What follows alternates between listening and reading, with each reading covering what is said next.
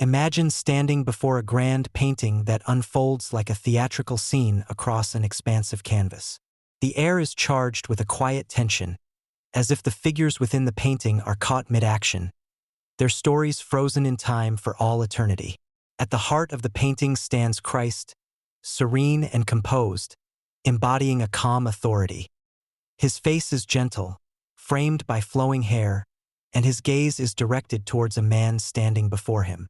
This man, Peter, appears slightly older, with a rugged, weathered face and a furrowed brow.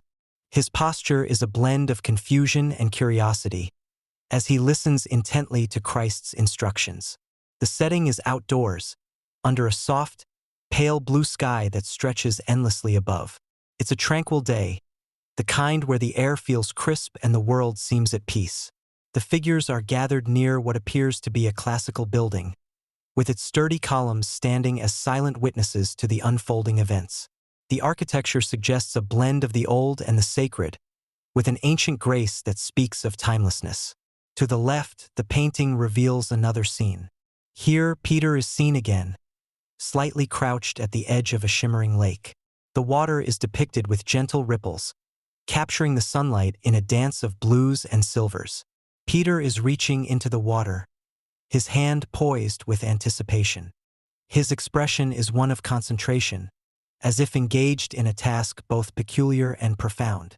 He is retrieving a coin from the mouth of a fish, a moment of miracle and surprise, adding a layer of the extraordinary to the everyday.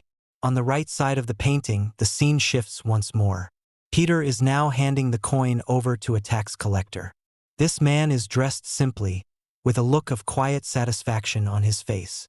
His presence is a reminder of the mundane obligations that bind even the most sacred of lives.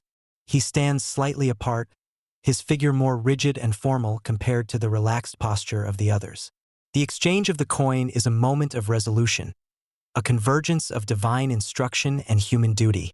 The painting is bathed in a warm, golden light that filters through the scene, casting soft shadows that lend depth and dimension. This light seems almost divine, as if blessing the events with a sacred glow. It highlights the folds of the figure's robes, which are painted with exquisite detail. Christ's robe is a deep, rich red, symbolizing both his humanity and his sacrifice. The other figures wear robes in earthy tones of green and blue, grounding them in the world of men. The expressions on the faces of all present are vivid and full of emotion. There is a sense of questioning, understanding, and, ultimately, acceptance. The apostles who stand around Christ share in this moment of quiet revelation, their faces turned towards him, reflecting a mix of reverence and wonder. The composition of the figures guides your eye across the painting, creating a narrative flow that is both dynamic and harmonious. Masaccio's use of perspective is subtle yet masterful, drawing you into the scene with lines that converge at a vanishing point behind Christ's head.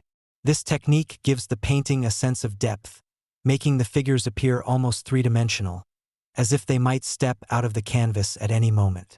The tribute money is more than just a depiction of a biblical story. It's a meditation on faith, duty, and the divine in the everyday. The painting captures the complexity of human emotions and the beauty of divine intervention, leaving you with a sense of peace and reflection.